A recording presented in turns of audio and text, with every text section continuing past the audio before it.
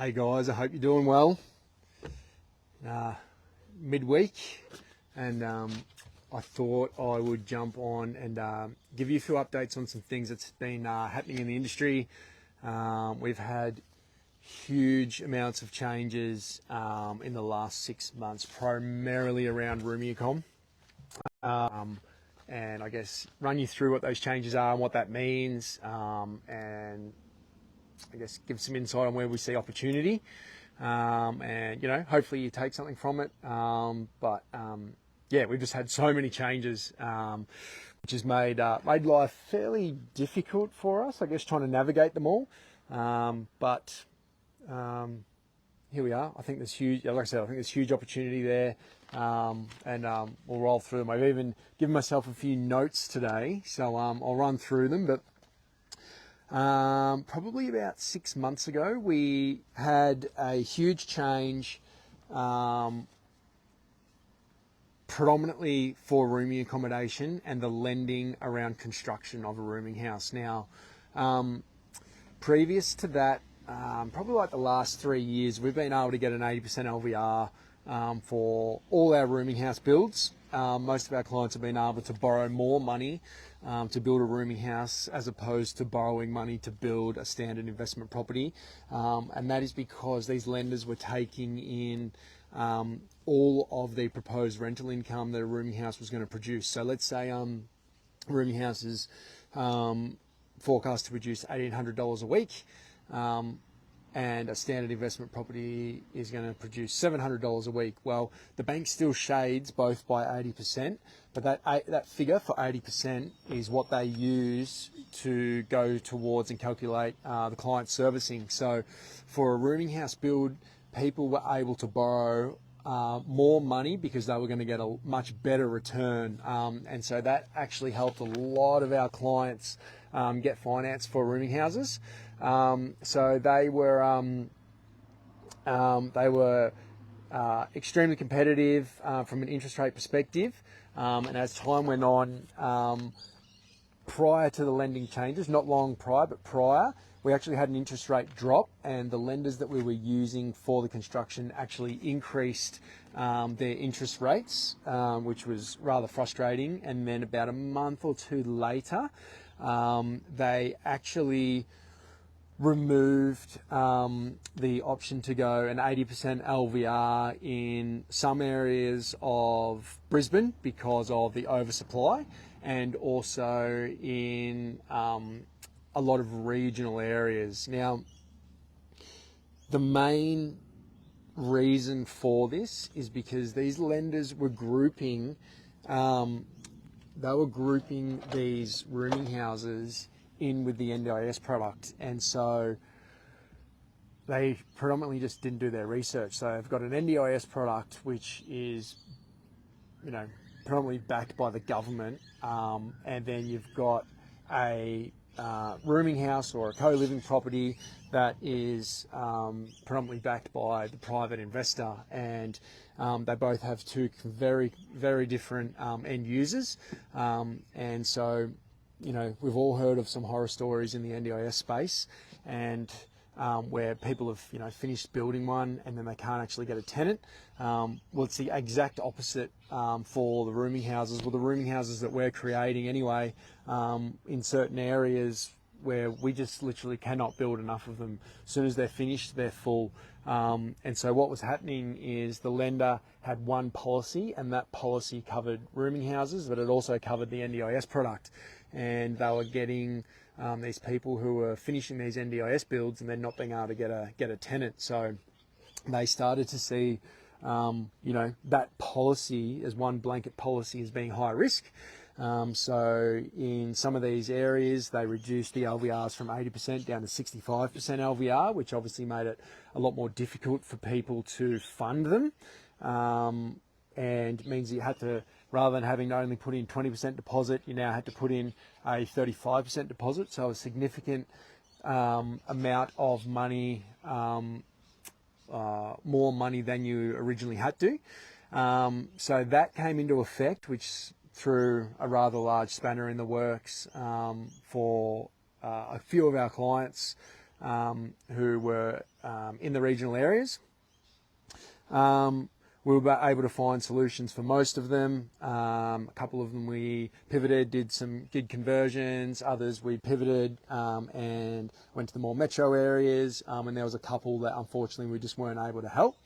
So that happened. Hi Octavia, good to see you on. So that happened. And then following that, we actually had all the lenders in the space for construction for rooming houses then dropped the LVRs everywhere from 80% down to 65%. And then not long after that, most of them completely pulled the funding for rooming houses and the NDIS product. So that made things even more difficult. So there still is one lender I think that's offering an 80% LVR. This is not 80%, sorry, a 65% LVR. They're still mixing. It's a bit of a mixture of it's a commercial valuation and a residential loan facility, but the fees associated with it now have increased dramatically, and you've still got the valuation and everything, but just their risk fees and everything have increased, and it's definitely more expensive to do. Not impossible, but more expensive to do. So we've had to sort of pivot the way we approach lending for these rooming houses now. And we've got a few different options that we can use depending on the client's financial capacity. So they're definitely not off the cards by any means, and just depending on your financial capacity, I guess, will depend on how we actually approach funding. So there are definitely options out there for lending, but it is definitely a case-by-case scenario. So there's that. Then just recently, we've had one council that we've been working in. Actually, it's just happened with two councils that we've been working in where they haven't been charging infrastructure charges for room econ, and they have just introduced now charging infrastructure charges, and I guess it's disappointing considering the housing crisis that we're in, and local councils making it more difficult for people to create this. So we're having the state government, who originally were, they were wanting to see more of this housing and to help us, I guess, counter the housing crisis. And then you've got local governments who are adding an additional tax onto the mum and dad investors who are trying to create the housing. So it doesn't really make much sense. And I'm working with a couple of councils to try and have them reduced. There's one council we're working in. They, come the new year, are going to be bringing in some incentives for affordable accommodation, and rooming accommodation falls underneath that. So what that looks like at the moment, not 100% sure. They've given us a bit of an indication, but not 100% sure. But I'm really keen to see what that looks like. The other council that has introduced infrastructure charges have just been extremely difficult to deal with, and they just don't want to know about it. And what I'm about to talk about next is part of the reason why they are charging the way that they're charging, which is disappointing, but it is what it is. But so we've got the infrastructure charges, and then we've also got the state exemption, and we got official word yesterday that the state will not be renewing the state exemption, which is expiring at the start of December. I'm actually really surprised about this. I thought that they would 100% be extending it, considering the shortage of housing that we're still facing. Sure, we've had 3 years worth, and in areas like Brisbane where it's been around quite a while, there is, I guess, a saturation there of room econ. They're still filling the rooms, but they're not getting the rates that they were getting. So essentially, rooming accommodation in that area is doing the job that the state government set out for it to do, which is bring rents down and make it more affordable for people. The problem we've got, and Brisbane has had this, it's been around in Brisbane since 2014, and you can drive down a street in Brisbane and you can spot a rooming house, and the reason for that is that they don't have good design attributes, and a lot of them don't have any covered car parking and just look like not a good, sight from the street, and it's noticeable. It's noticeable with primarily the single stories. They're some of the worst, but that comes from the council not providing good guidelines, not even guidelines, good rules and good development rules for people to follow. And what's happened is the state government, to a degree, has followed suit. They've rushed this exemption through, and the exemption didn't even have any requirements for car parking. And there's operators out there who have taken advantage of that, and they've been building rooming houses with zero car parking. And I've spoke to one council about this. It's Moreton Bay, and I was on the phone to them and trying to argue the infrastructure charges point, and they said we've literally just had a 5-bedder come through with zero car parks, and I guess it's that sort of thing that is has played a large role in the reason why it's being revoked. The local councils, such as Moreton Bay, have been very vocal and in opposing it. And it comes down to the state government rushing it through and not having certain criteria around there, like covered car parking and certain amounts of landscaping and that sort of thing. And because of that, people have been taking advantage of that and putting out stuff with zero car parking. There's going to be cars parked all along the street, and it has a negative effect on neighbourhood amenity and a negative effect on the other residents in the area. And so it really gives rooming accommodation a bad rap, because people's perception of it is that I don't want that in my backyard, and no one wants their own street filled with cars and things like that. So, as much as, the dodgy operators, have done what they've done, they've just played by the rules that the state government has set. And so, I guess our approach to it has been, we want to see more of this, and we want to provide a good product, and we want to provide a product that people can live in and they can stay long term, they can get their car off the street, and provide good neighbourhood amenity for the neighbours. So we always provide as many car parks as we can. And I guess it would have been good to see other operators do the same, and if they had have done that, then there's a really good chance that this would have been extended, and it wouldn't have got such a bad rap from, I guess, the general public and the NIMBYs, not in my backyard and that sort of thing. So that's kind of where we're at with that. Because I actually don't see this as a huge negative from an investor's perspective. From the from the housing market and the affordability perspective, it's not a good thing, because that means that there's going to be less rooming accom being brought to market, and so unlike in Brisbane, where there's heaps of it and it's still accepted development in Brisbane, you can still do it there. There's a couple of other councils you can still do it, but for those councils that haven't come on board, there's not going to be that influx of affordable accommodation. So it's a supply and demand thing. There's not going to be the supply to meet the demand, so prices are just going to push up. So from the end user's perspective and the Australian housing market, it's not a good thing. From the investor's perspective, there's huge opportunity there, where you can do this in certain areas that still will require a council application, but there's going to be no one else doing it in the area because they don't want to go through that. So we've literally just put one through in one of the councils we're working in.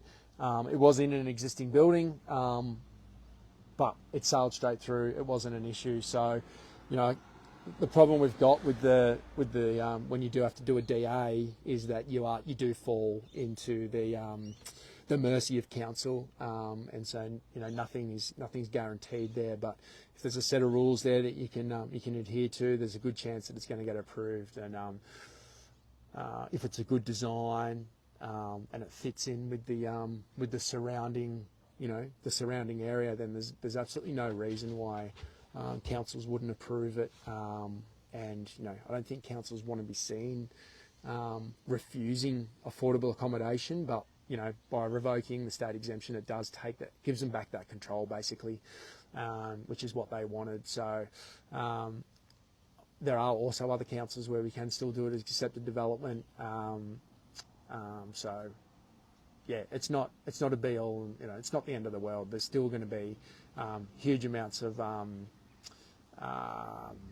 opportunity there for the investor to invest in this type of accommodation in certain areas and get, I think, an even better financial outcome than what they would have, if the state exemption was to continue. So I've just got a question here from Steve. Well, mate, this is going to change things up for all of us.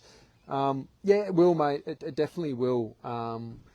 There are certain, like I said, mate, there's opportunity there, and we're doing one for you at the moment in a council that it is accepted development, so the exemption isn't going to change things for you, mate. And there's, due to the price point in that area, from an investor's perspective like yourself, we spoke about the room rates. Like, I think you're going to be pushing $550 a room.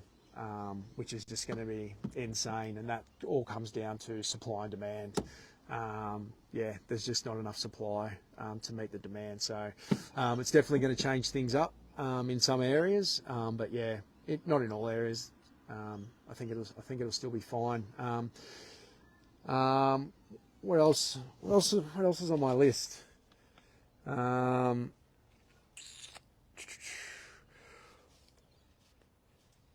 I just wanted to talk about, as well as obviously rooming accom, there are multiple other strategies that we can use to help you guys achieve those goals that you do want to achieve. And, rooming accom, with all the things that I've just spoken about, it was a fairly advanced strategy, and I think it is moving into an even more advanced strategy with the finances, restrictions, and having to go through a DA in some areas and everything. So there's still opportunity there, but it is more for the advanced investor who, has a significant amount of capital or cash behind them, who can support that, because it's really just to get through that front end. Once it's done, it's finished and operating, there's a heap of lenders we can use to get you guys to refinance and extract a heap of equity out of there, because it will value higher once it's complete and full than it will at the front end in construction. So if you can get to that point where we can get to the back end, get it full, you're going to have huge multiple different lenders available to yourselves that you can refinance with and recycle that capital. So I guess, to go with rooming accom, there's other strategies we can use, and I'm just standing at the front of one now, one of our sites. Just flip you around here. This is a duplex site that we're doing for someone. It's actually a subdivision site. She's brought us a site that we've just subdividing and doing a duplex there on the back lot. And I'll take you down and have a look. We've actually got, there's a vacant block here that we've created. We've got another application in with council for a duplex on this lot, just a small duplex. And then just here, we've got duplex here that we've been building at the same time as executing the subdivision. So I don't want to talk too much about the subdivision. That's a story for another day.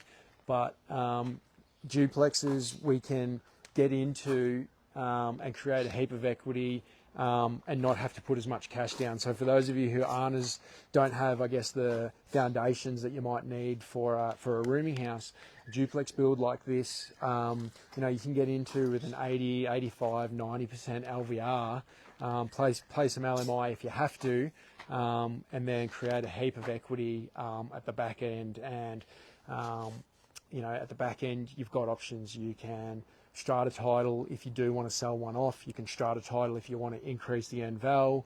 You can keep them on one title if you want and just hold for cash flow. But there's huge advantages in building a duplex if you want to go down that track and you want equity. And then there's also your standard buyer's agency of buying and hold, and the property market at the moment in multiple areas is just going gangbusters, and I just can't see it slowing down. And it's been on one trajectory since 2020 really, and even through those interest rate rises that we were seeing, we were still seeing property prices increase, and now we're going through an interest rate reduction where we've got interest rates coming down, and that's increasing people's borrowing capacity, and that's just pushing prices up even more. So it's coming down to a supply and demand issue as well. There's just such limited stock on the market, and that's pushing prices upward. More and more people coming to market now, more and more investors who have more borrowing capacity, more first homeowners who now have access to more cash because they're getting more grants available to them.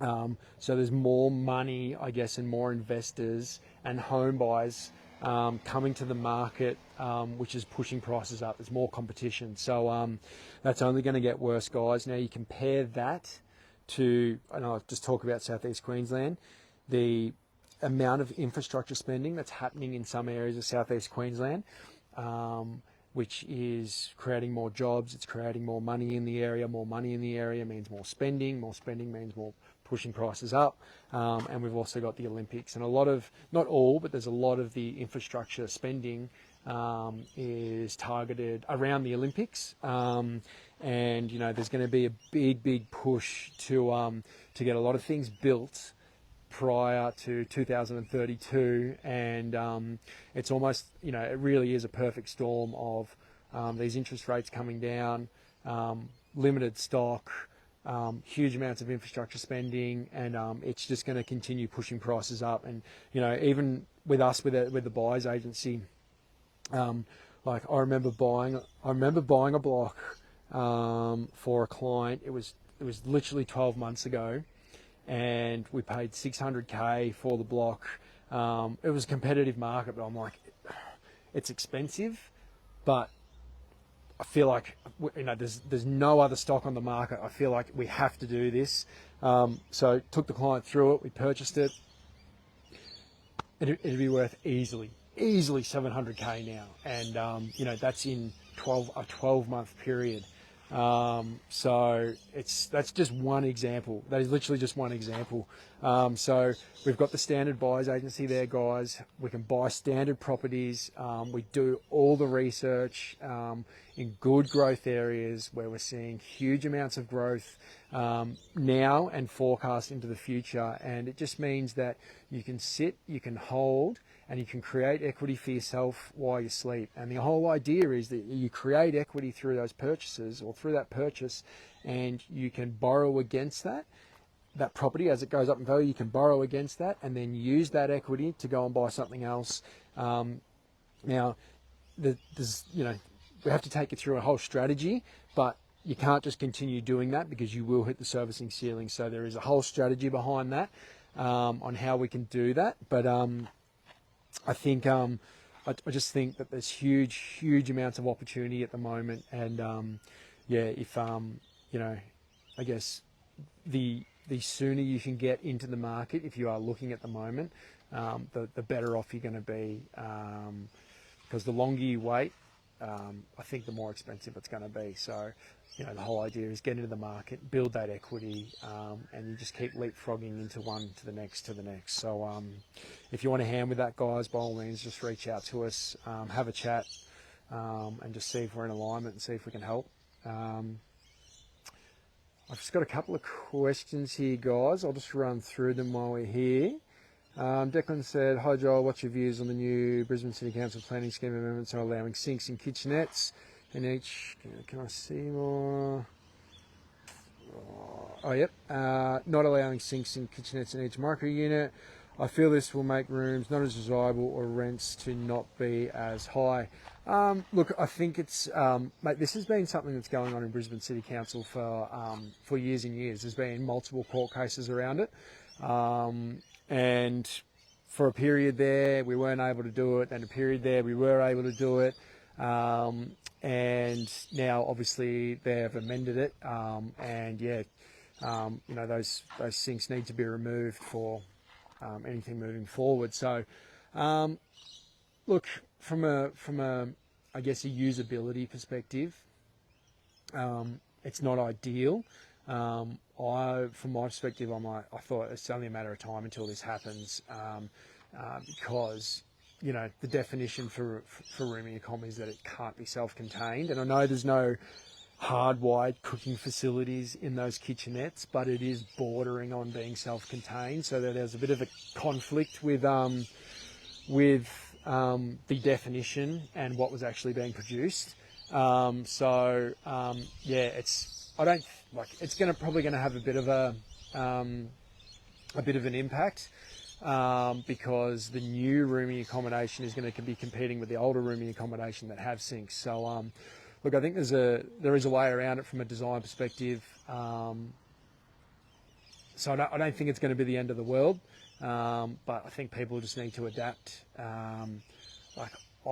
Brisbane, in terms of its market overall, like, we're obviously seeing a lot of growth there, but we are seeing a lot of rooming accom in the area as well. So I think from a rooming accom perspective, personally, I'd be looking outside of Brisbane, but from a general investment perspective, it obviously does have its benefits in that it's seeing some really, really solid growth. So, yeah, look, I don't see it as being too bad. We just design around it, and people will get used to it. Also got a question here. Do you know offhand which councils you need a DA and which ones are accepted development? Obviously, Brisbane is accepted development. There's a few other councils that are accepted development, and there's a couple of councils that are bringing in, they're in draft planning, and it will be coming in as accepted development. I won't go into too much detail now, but yeah, there's definitely going to be some opportunity there, guys, for those wanting to do it outside of Brisbane. Yeah.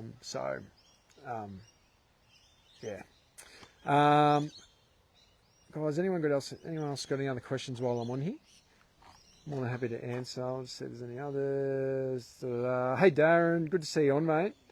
Good to see you on. No, that's about it. So yeah, guys, in a nutshell, look,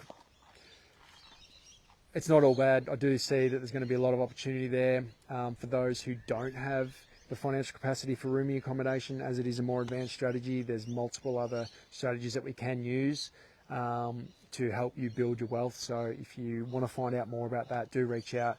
We've got Sarah in our office. She's our buyer's agent, and she is an absolute gun. Her attention to detail and her ability to research is just unbelievable. And yeah, just been working alongside her and just seeing the pace that she works, and yeah, it's unreal. So she's just a gun. And so guys, yeah, if you decide you want to come on board, you will be working with her, and yeah, she can definitely get you a good outcome and help you build your wealth. So but on that note, guys, I'm going to keep moving. The neighbours are probably sick of hearing my voice.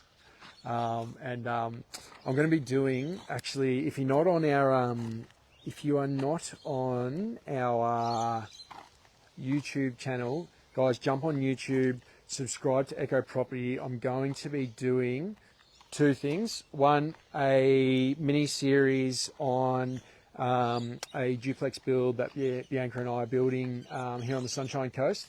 I'm going to be taking you through basically from start to finish all the things that we looked out for, just talking about the planning scheme, how we used it to our advantage, what we looked for, things to avoid, design criteria with the duplex and all that sort of stuff. So if you're interested in that sort of thing, jump on and subscribe so that you get notified when a new episode comes out. And I was actually just talking to Sarah earlier about creating a bit of a sort of mini series around how to structure yourself to build a portfolio in 2026. So that'll be happening in the coming months, guys. So if you're interested in that sort of thing, you want to build your portfolio, and you're interested in duplexes as well, jump on there, guys. Just subscribe, follow us along, because it's just, I found YouTube was easier to search for videos and stuff like that. It's really difficult on Facebook to actually go back and search for particular videos, and these lives get deleted anyway. So yeah, YouTube's probably a better spot for that. So on that note, guys, enjoy, and catch up with you real soon. Have a good night.